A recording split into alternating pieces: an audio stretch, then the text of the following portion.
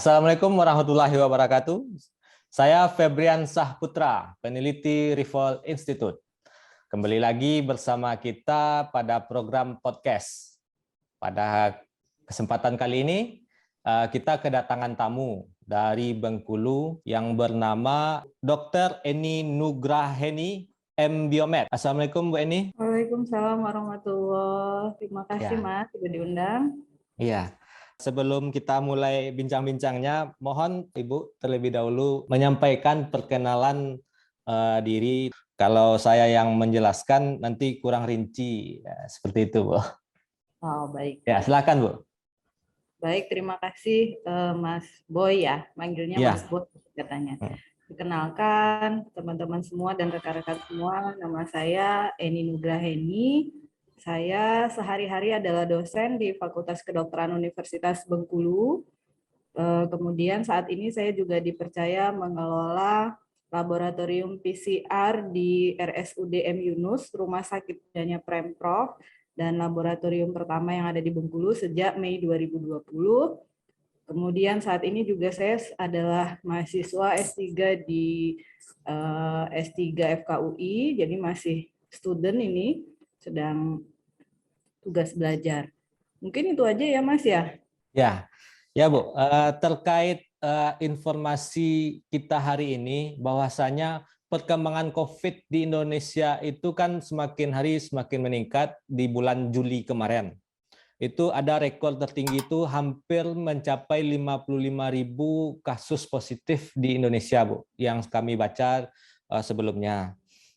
Sedangkan di Bengkulu itu kan termasuk ke dalam kota yang di luar Jawa, Bali, yang masuk ke dalam PPKM lanjutan level 4 sampai 9 Agustus 2021 ke depan. Bengkulu melakukan tracking tes PCR itu sebelumnya di tahun 2020 itu dikirim ke laboratorium di Sumatera Barat, UNAN. Kan seperti itu, Bu, yang kami dapatkan. Kami ingin mengetahui apakah memang seperti itu atau memang di Bengkulu itu tidak ada laboratorium yang direkomendasi oleh Kemenkes RI, Bu. Iya. Baik, Mas. Jadi ini ceritanya sejarah lab PCR di Bengkulu ya. Kalau dibandingkan dengan Sumatera Barat atau FK Unan itu sangat jauh sekali. Kita betul-betul mulai dari nol. Tahun 2020 itu bulan Maret, kalau saya nggak salah April, itu spesimen kami masih dikirim ke lab FK Unan dan BBLK Palembang. Dan juga dikirimkan ke Balitbangkes Jakarta. Tapi karena di sana juga menumpuk spesimen, hasil itu kami terima di 10-14 hari. Jadi pasiennya itu sudah selesai isolasi. Sehingga pada saat itu saya juga belum mengetahui masalah tersebut. Kami tim FK ini dipanggil sama tim Dinkes sama rumah sakit. Karena beliau tahu dulu saya risetnya sama Ibu Dwi itu tentang demam berdarah dan kerjanya pakai real time PCR. Kemudian kami diajak ngobrol gimana kemungkinannya kita membangun lab PCR mandiri di Bengkulu karena belum ada satupun. Nah setelah itu kita ngobrol-ngobrol, yang paling penting sekarang ruangan yang BSL-2 itu yang bertekanan negatif. Kalau itu ada, dengan itu yang paling susah dan lama ya membangunnya. Kalau itu ada, sisanya kita tinggal beli atau kita bisa pinjam pakai. Nah, gayung bersambut ya Badan POM Bengkulu bersurat ke Pak Gubernur bahwa beliau punya mesin real time PCR dan bersedia meminjamkan ke Pemda Provinsi. Kita tuh sebengkulu cuma punya satu mesin itu yang ada di BPOM. Ya. Jadi intinya ruangan BSL-2 nih di rumah sakit sudah ada, mesin real time-nya itu dipinjamin BPOM. Tinggal kita beli pernak-perniknya kan waktu itu. Terus kita list, alhamdulillah semua ada di Fakultas Kedokteran. Jadi singkat cerita dengan pembicaraan beberapa kali kita sudah ngomongin, saya dan teman-teman memaksa ada MOU antara 3 institusi.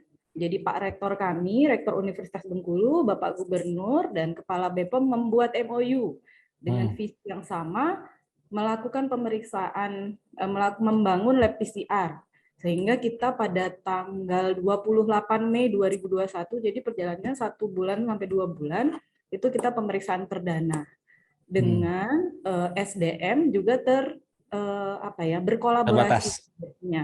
Jadi SDM-nya tuh dari Universitas Bengkulu 8 kita buka ini karena yang punya keahlian tuh banyak ya Mas, tapi yang mempunyai keinginan dan berani untuk menggunakan hazmat itu ternyata nggak semua. Jadi pada saat itu di UNIP itu di Universitas Bengkulu dari berbagai fakultas kita buka siapa yang mau, ada 8 orang relawan, kemudian kita dikasih relawan adik-adik analis itu 5 kalau saya nggak salah, dari Dinkes Provinsi, kemudian bantuan dari rumah sakit sendiri itu 4. Disitulah kita awalnya sampai di 2020. Selama 2020 kita bergerak dengan itu, tapi setelah pertengahan 2020 kita sampaikan sama Bapak Sekda dan Gubernur bahwa 2021 ini harus punya sendiri karena lab yang digunakan itu lab untuk yang kimia. Jadi harus dipakai untuk pasien kemo gitu. Karena waktu itu urgent itu diperuntukkan COVID, tapi dalam perjalanannya 2021 kami bilang SDM-nya harus disiapkan Pak, kemudian mesinnya harus beli sendiri, ruangannya harus pindah karena itu urgent kamar mandi atau apa alurnya nggak sesuai sekali dengan SOP gitu. Yang ada di permennya Kemenkes ya. Nah, alhamdulillah di 2021 SDM-nya mereka rekrut, analisnya sekitar 11, adminnya mereka rekrut, kemudian barang-barang pendukung laptop semua dipenuhi, mesin real time PCR-nya kita dibelikan 2 yang paling bagus pada 2021 awal itu. Kemudian yang dari Fakultas Kedokteran juga mulai dikurangi, kita yang dari FK hanya sebagai supervisor tidak masuk lagi pakai hazmat. Jadi sekarang di 2021 justru kita lebih smooth daripada 2020 sebenarnya. Sekarang itu Mas. Jadi kira-kira ceritanya seperti itu. Jadi kita alhamdulillah sudah nggak ngirim lagi, tapi sekarang kita justru mengerjakan sampel dari awalnya 11 kabupaten kota. Kita ada 11 ya Mas ya, 11 kabupaten kota. Kemudian di bulan Mei atau Maret, ada 1 kabupaten yang sudah punya lab sendiri. Lepas 1, kemudian bulan Mei kalau saya nggak salah, 1 kabupaten lagi, lepas lagi 1, kemudian lab Bayangkara. Jadi sekarang kita di bawah koordinasi Pak Kadis Kesehatan Provinsi. Kalau Pak Kadis sekarang mulai meregionalisasi. Jadi coba yang sisi barat tuh mandiri, 3 kabupaten jadi 1. Karena ternyata sekarang spesimennya semakin banyak. Dulu hitungan WHO itu, kenapa kami beli mesin 2 dengan SDM yang kami rekrut sekian, dasarnya perhitungan WHO kalau Bengkulu itu sehari harus meriksa 300 spesimen saja ya. Tapi kesini-sini spesimennya tuh antara 500 sampai 1000 per hari. Jadi kita cukup kewalahan kemarin, tapi bisa diselesaikan dengan lembur waktu itu, jadi harusnya 3 sesi jadi 6 sampai 7 sesi. Jadi sampai malam gitu. Nah, setelah itu sama Pak Kadis diarahkanlah kabupaten-kabupaten ini untuk mandiri, terutama yang ada budaya-budaya yang susah ditinggalkan. Misalnya ada beberapa kabupaten yang susah banget kalau nggak ada pesta gitu. Pasti di situ ada kayak gitu. Nah, di situ tiba-tiba nanti habis pesta demam dan itu sekampung. Nah, daerah-daerah yang punya kultur seperti itu tuh kayak diarahkan supaya bisa mandiri periksanya, karena begitu mereka ngirim spesimen 1 dinkes aja itu bisa 250 sendiri. Padahal kalau rumah sakit sekarang trennya juga semakin naik, jumlah pasien semakin naik. Jadi itu ceritanya dari awal sampai sekarang kita masih berjalan. Ya, semenjak pertama kali PCR dilakukan di Bengkulu secara mandiri 28 Mei 2021 itu Bu, sudah berapa laboratorium yang dimiliki oleh Provinsi Bengkulu, Bu? Yang pertama kami ya Mas ya, itu yang Mei 2020. Kemudian kami diminta mengassessment. Jadi laboratorium pasti FK Unan juga. Kalau ada laboratorium di sekitar itu mau membuat lab, kita diminta assessment. Jadi tim kami ada yang ke sana untuk menilai apakah layak atau tidak. Jadi sudah ada 3 laboratorium tambahan yang sudah beroperasi. Laboratorium Kabupaten Rejang Lebong dan Kabupaten Seluma. 1 lagi Rumah Sakit Bayangkara. Jadi kita kayak bagi-bagi kerjaan, kamu ngerjain yang itu. Ini apalagi yang perjalanan sudah mulai mengisyaratkan PCR. Nah, di kami, karena kami belum menghitung unit cost, kami free, nggak berani menghitung biaya. Jadi yang perjalanan dan berbayar kita arahkan ke Rumah Sakit Bayangkara. Karena mereka memang sudah ada SK, unit cost-nya itu 1 pemeriksaan sekian gitu. Kalau kita belum bisa dihitung unit cost-nya, kalau menurut saya pribadi ya, tapi ini belum pernah dibicarakan ke manajemen, karena reagennya itu semua adalah bantuan dari Litbangkes, semua. Jadi reagen-reagen yang mahal, yang kit PCR itu dari Litbangkes. Pemda itu mensupport bahan habis pakai. Seperti ada beberapa artikel yang disebutkan memang kami butuh tips dan tips itu mahal. Kemudian ada yang namanya tabung microchip. Kemudian ada lagi hal-hal kecil ya apa plastik penutupnya. Kemudian belum lagi tisu, alkohol yang sebenarnya barang kecil tapi begitu kita hitung kali 10.000 kali 20.000 spesimen itu lumayan ratusan juta gitu. Dan apa namanya yang seperti itu yang support adalah RSUD M Yunus dan Dinkes Provinsi. Jadi dananya saya rasa mungkin itu APBD ya, saya juga kurang tahu, tapi setiap tahun kami diminta bikin perencanaan. Kira-kira etanol itu dalam 12 bulan ini habis berapa, Bu? Ajukan gitu. Walaupun mungkin datangnya nggak langsung ya kayak APD itu juga. Jadi kita hitung satu hari habisnya sekian, berarti kalau hazmat 12 bulan habisnya sekian. Kalau kayak kemarin lembur berarti kebutuhannya nambah. Nah, itu perencanaan-perencanaan seperti itu sudah kami munculkan di awal tahun supaya Pak Kadis dan Pak Direktur itu sudah ada bayangan. Kalau mau beroperasi dengan 300 spesimen artinya kita udah butuh dana sekian. Nah, satu lagi yang disupport oleh APBD dalam hal ini Dinkes Provinsi itu adalah insentif. Karena sebenarnya ada skema pembayaran insentif melalui Kemenkes, tapi itu tidak mudah ternyata. Ada hitungan rumus, ada bukti-bukti yang harus diberikan, ada daftar hadir, ada rumus jumlah spesimen dan seterusnya sehingga nanti dapat kalau spesimen sekian berarti orang yang kerja cuma sekian, sedangkan kami lebih. Karena apa? Kami bukan full time. Kayak saya nggak bisa tiap hari di sana gitu, tapi saya memastikan semuanya berjalan dengan baik, quality control oke gitu. Yang positif betul-betul positif, yang negatif betul-betul negatif. Sehingga hitungan-hitungan yang diajukan Kemenkes itu nggak masuk di lab kita. Nah, akhirnya pada saat itu Pak Kadis menginisiasi membuat satuan pembayaran sendiri, SBK, satuan bayaran khusus ya kalau saya nggak salah, yang ditandatangani Pak Gubernur. Dan itu adalah dasar pembayaran insentif kami. Memang tidak sebesar di Kemenkes ya, karena kami sadar betul jumlah spesimen kami tidak sebanyak teman-teman di lab lain. Jadi yang penting ada uang lelah, ada insentif yang diberikan membedakan antara teman-teman yang bekerja menggunakan hazmat atau yang beresiko tinggi dengan teman-teman yang tidak menggunakan hazmat. Jadi sampai saat ini Pemda itu juga berkontribusi di pembayaran insentif gitu. Iya, Bu. Tadi kan Ibu mengatakan bahwasanya kosnya itu dalam pemeriksaannya itu kan ada sekian. Kami kalau boleh tahu dan masyarakat pun juga ingin tahu, Bu. Berapa sih sebetulnya personal yang dikeluarkan untuk melakukan tes sampel sebanyak 300 yang Ibu sampaikan tadi itu sebetulnya berapa sih, Bu? Yang sekian tadi itu, Bu.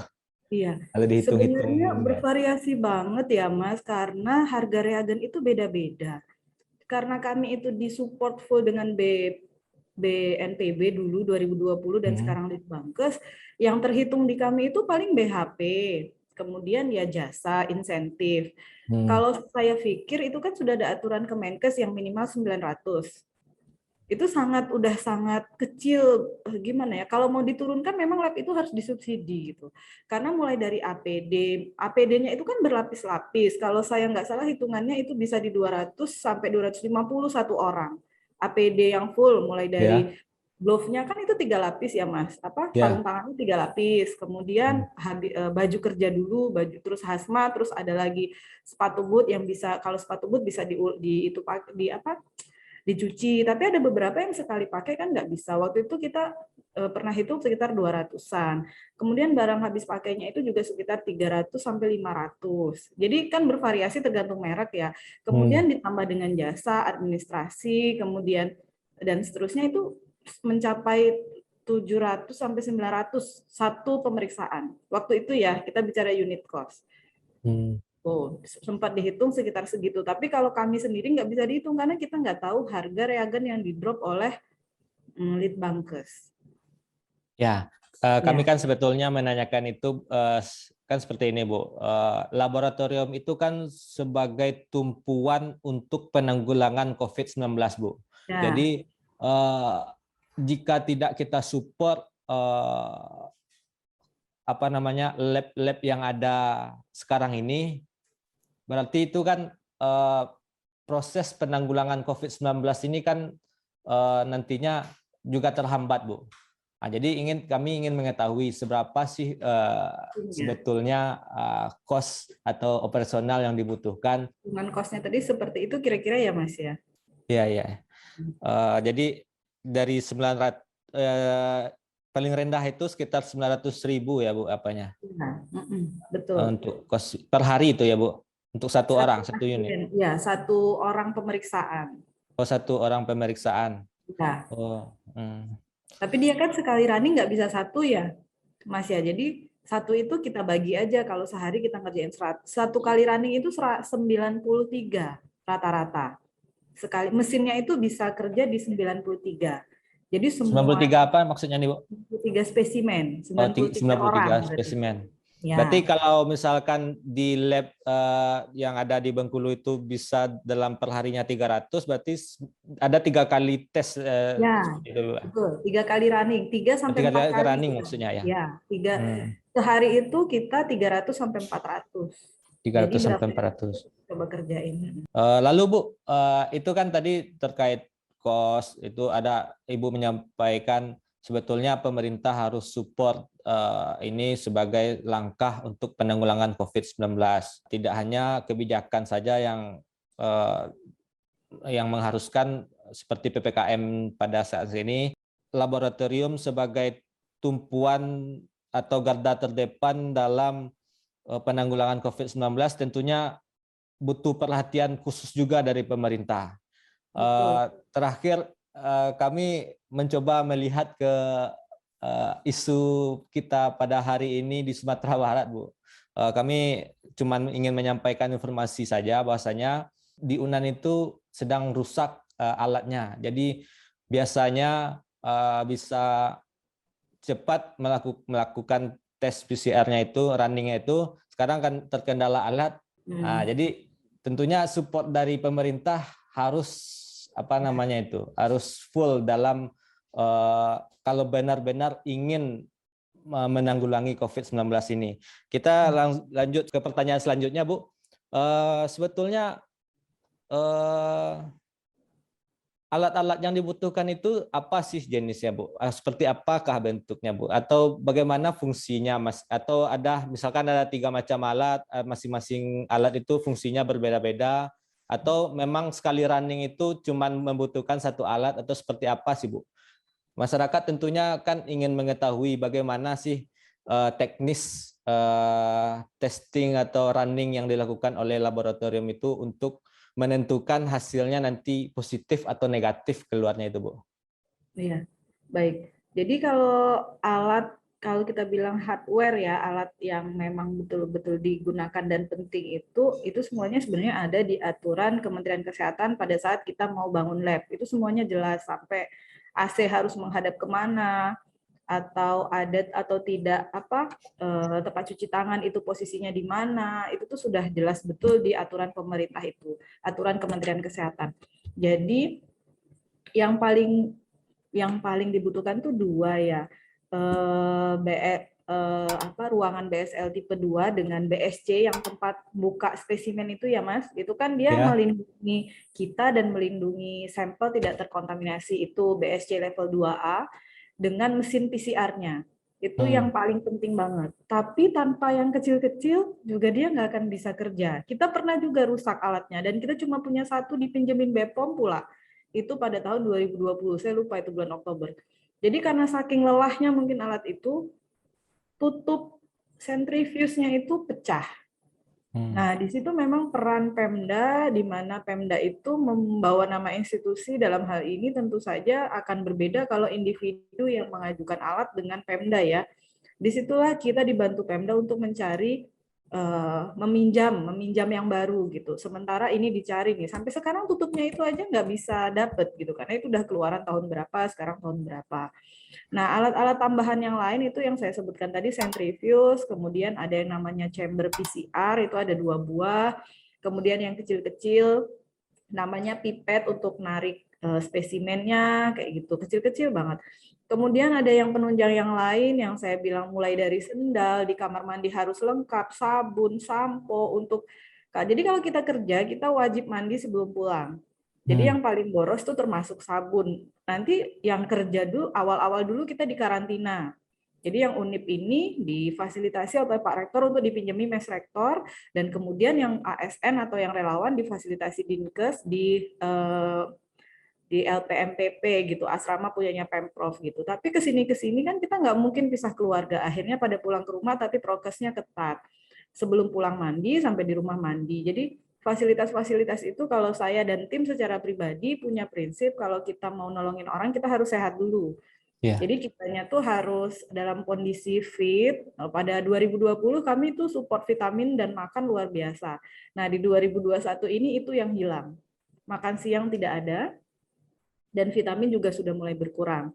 Dan kemarin karena kita ada pertemuan evaluasi dengan Pak Kadis minta ajukan lagi, mudah-mudahan sih jalan lagi di bulan-bulan gitu. Jadi yang alat-alat lainnya kecil-kecil, kalau kita mau ngomongin yang kecil-kecil susah banget Mas, mulai dari spidol buat nulis, mulai dari apa buku logbook itu cepet habis gitu kan, karena saking banyaknya spesimen yang nulis aja pegel sekali, sehari pena satu tuh habis nulisin. Yang positif itu kan harus kita buat di database ya. Kebetulan kami nggak otomatis, tapi alhamdulillah mesin yang dibelikan sama Pemprov sekarang itu bisa diakses dari rumah hasilnya. Jadi saya punya tim kami itu ada yang bertugas sebagai quality control bahwa hasil hari ini itu betul-betul bisa dikeluarkan dan valid. Jadi sebelum dirilis hasil itu dibaca dulu sama personal QC-nya. Jadi betul-betul. Terus kalau dia bilang yang nomor ini meragukan, besok tolong diulang, kita ulang, nggak berani kita keluarin. Gitu-gitu. Jadi benar-benar dia komprehensif antara hardware alat dan orang softwarenya juga. Kayak kemarin kita kehabisan tips ya, dan kita bingung, kita sudah minta tuh sama direktur nggak dapet. Akhirnya kita ngubungin Kadis Provinsi difasilitasi. Walaupun mungkin ini cukup untuk 1 minggu dulu sambil kita cari gitu. Jadi urgennya tuh udah lewat masa urgennya kan, supaya karena kalau sampel numpuk itu kerjaan kita tuh nanti manjang terus nggak akan selesai gitu. Jadi harusnya yang numpuk itu diselesaikan supaya kita bisa kembali ke siklus awal yang 300/400 spesimen per hari tadi. Itu sih Mas. Ya. Selanjutnya Bu, dari mulai awal pertama kali dilakukan PCR pertama atau tes pertama di Bengkulu itu Bu, sampai hingga sekarang berapa jumlah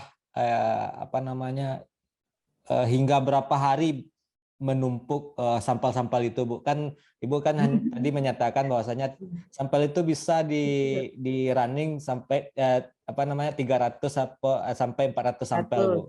Ya kan tentu kalau banyak dari kabupaten kota yang mengirimkan sampel tentunya terjadi penumpukan. Itu hingga berapa hari penumpukan? Paling banyak ya Mas. Berapa hari Bu? Kita pernah 2 kali penumpukan yang paling horor lah saya bilang ya. Di Desember 2020 itu sampel menumpuk. Jadi di swab hari ini 10 hari kemudian itu belum keluar hasilnya. Jadi kalau kami itu nggak di lab Mas, dia spesimennya tuh nggak dikumpulin di lab karena di lab itu terbatas freezernya. Itu pun minjem. Sekarang masih minjem. Itu dikumpulin di lab Kesda. Jadi kalau habis baru diantar, kalau habis diantar. Jadi pernah 2020 itu 10 hari. Yang kemarin itu Juli ini pertengahan itu 2.500 spesimen pending. Disitulah pada saat itu tim kami 6 orang terpapar dan kita nggak bisa melakukan apa-apa waktu itu. Karena yang penting tim sisa ini nggak boleh sakit, iya kan? Kalau kita paksa lembur, sisanya kan cuma ini. Nah, kita nunggu dulu yang 6 ini balik, rencana kita mau lembur. Ternyata yang 6 ini lama nih negatifnya. Nah, akhirnya dipanggil, pokoknya kita koordinasi dengan Dinkes Provinsi, beliau meminta usul-usulan kita, akhirnya waktu itu kita bilang, Pak, tolong kami dikasih 4 orang freelance saja, kemudian kami akan selesaikan 2.500 ini dalam waktu 5 hari. Coba Ibu ajukan dananya. Kita buatlah RAB lembur ya namanya gitu. Kita buat RAB itu, kita serahkan sama Pak Kadis, kemudian Bapak oke, kita kerjain. 4 itu beliau minta kita yang cari sendiri, seperti itu. Akhirnya kita lemburlah selama 5 hari, kali 600 sampai 700 spesimen. Lebih dong 2.500 ya. Saya hitung 2.600 lebih. Sampai freezer kami kosong. Dan itu perasaan kita semua lega. Karena spesimen yang sudah terpending 10 sampai 12 hari itu terkerjakan gitu. Nah, sekarang sekitar minggu ini, Senin Selasa inilah kami baru normal, Mas. Sesungguhnya Jumat Sabtu kemarin itu kami sedang menyelesaikan 2.500 spesimen pending. Gitu. Berarti Pemprovnya selalu mensupport jikalau ada permasalahan di lab tempat Ibu ya Bu? Ya, bisa dibilang yang kecil-kecil kan tetap banyak ya. Mungkin ada yang tidak terakomodir, tapi itu kalau yang 2.500 itu kan kita memang jadi gini, itu Ya, sampel maksud saya saudaranya. seperti ini, Bu.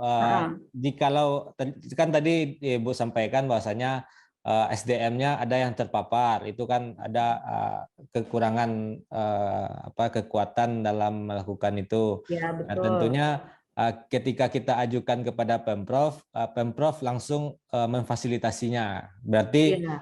Pemprovnya selalu support terkait penanggulangan COVID-19 ini di laboratorium Bengkulu ini ya, Bu? Ya, intinya memang seperti itu ya. Walaupun tidak semua diakomodir, tapi ini kan urgent ya waktu itu. Bapak, teman-teman di Denkes, sudah Pak Kadis dan teman-teman itu kembaliin ke kita, gimana solusinya. Waktu itu kita sudah cari, mau coba kirim ke Padang. Padang aja kewalahan katanya. Udah ditelepon sama Dinkes.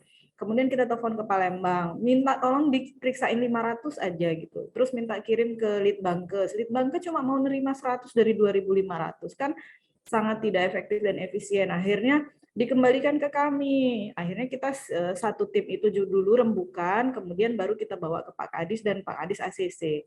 Akhirnya kita jalan itu gitu. Solusi exit itu. Walaupun sebenarnya sampai sekarang RBA itu juga belum disetujui secara tertulis ya, kita kerjain aja dulu gitu. Iya. Mulai dari nol hingga sekarang ini, Bu, menurut Ibu sudah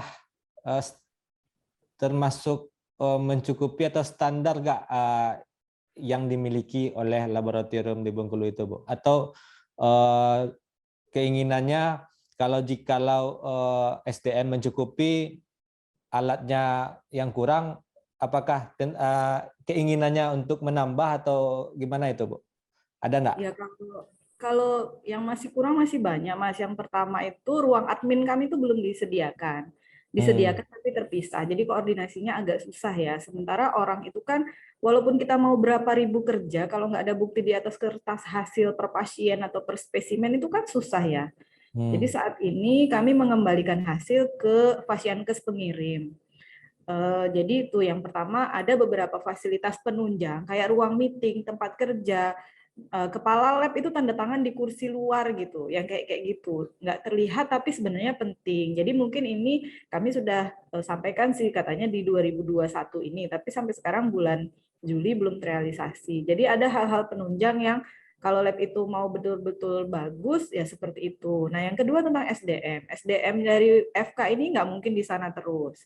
Dari 2020 itu sudah disampaikan ke pimpinan di sana kalau kami siap mengkaderisasi. Tolong dicarikan teman-teman dokter yang berkualifikasi biologi molekuler untuk full time ada di sini. Karena teman-teman UNIP itu kan nggak bisa tiap hari. Nah, itu juga yang harus difikirkan oleh Pemda Provinsi, walaupun sampai sekarang hilalnya belum ketahuan gitu.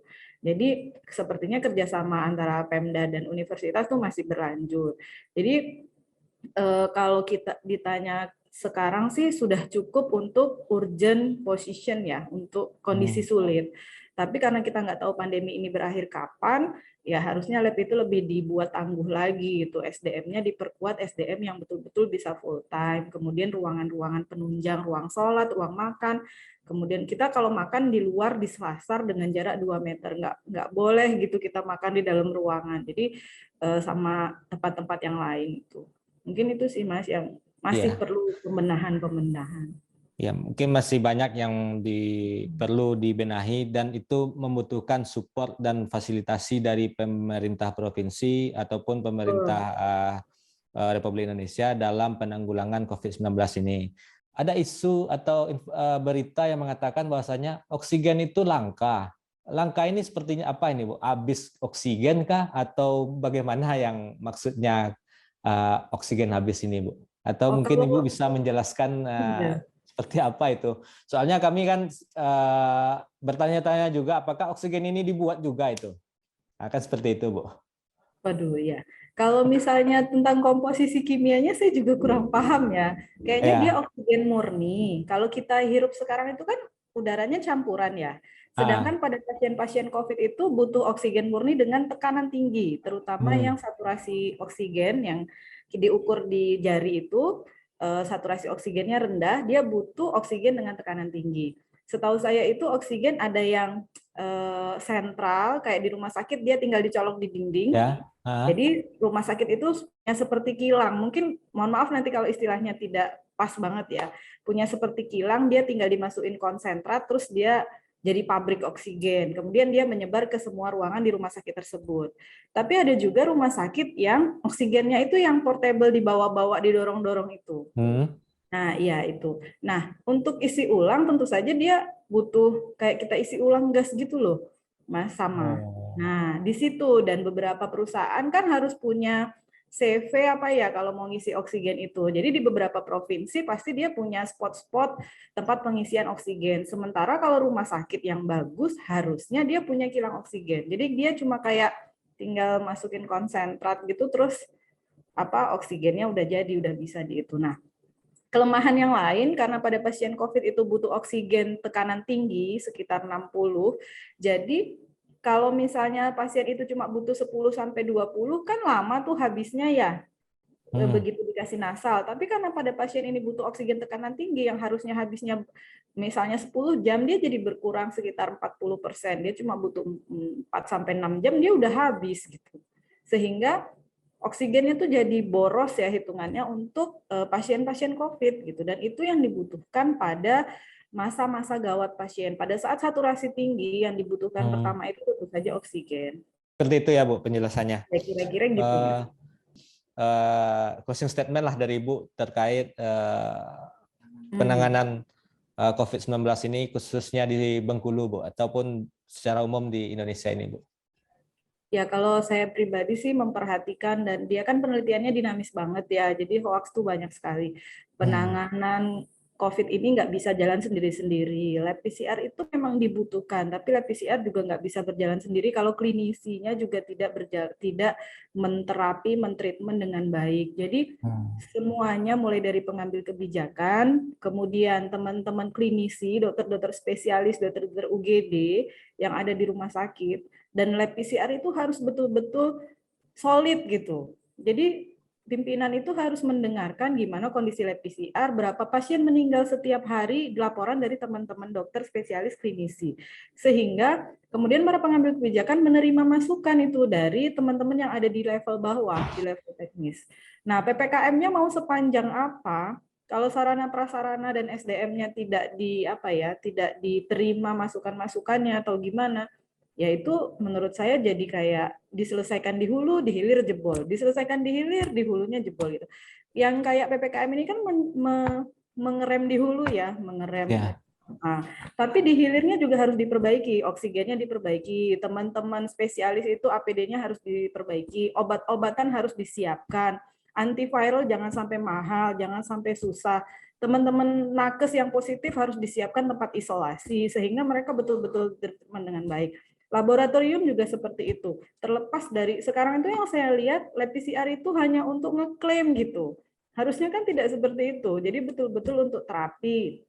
Kemudian bisa dilakukan evaluasi. Jadi semuanya menurut saya harus berjalan dengan baik. Mau sehebat apa lab PCR-nya juga, kalau misalnya obatnya nggak ada juga kan percuma. Oksigen yang Mas bilang tadi nggak ada kan juga kayak dia udah positif tapi percuma. Beberapa rumah sakit satelit yang bukan rujukan nasional di tempat kami itu pernah 0 oksigen dalam sehari.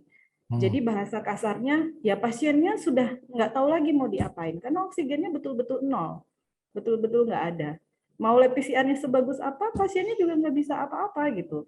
Nah, peran lab PCR ini penting kalau menurut saya pribadi, mengkat. Jadi, kamu positif, silahkan kamu isolasi. Kamu negatif, kamu boleh beraktivitas. Yang sudah ada gejala langsung di-cut. Jadi, mengurangi transmisi, orang ini cepat ketahuan positif, sehingga dia udah nggak kemana-mana, jadi yang tertular juga semakin sedikit gitu. Jadi gitu sih, kalau jadi tetap dia harus komprehensif, mulai dari mengambil kebijakan, para klinisi yang mengobati, kemudian kita di lab, dan tentu saja masyarakat umum gimana mau patuh terhadap aturan-aturan untuk pemberlakuan pembatasan itu tadi. Ya, terima kasih atas waktu dan kesempatannya Ibu Dr. Eni Nugraheni. Kami mendoakan supaya untuk kedepannya selalu diberi kesehatan, kekuatan dalam melakukan setiap pekerjaan dan yang terkait penanggulangan COVID-19. Semoga pandemi ini cepat berakhir dan kita pulih kembali. Mungkin itu saja dari kami. Saya Febrian Saputra undur diri. Assalamualaikum warahmatullahi wabarakatuh. Waalaikumsalam.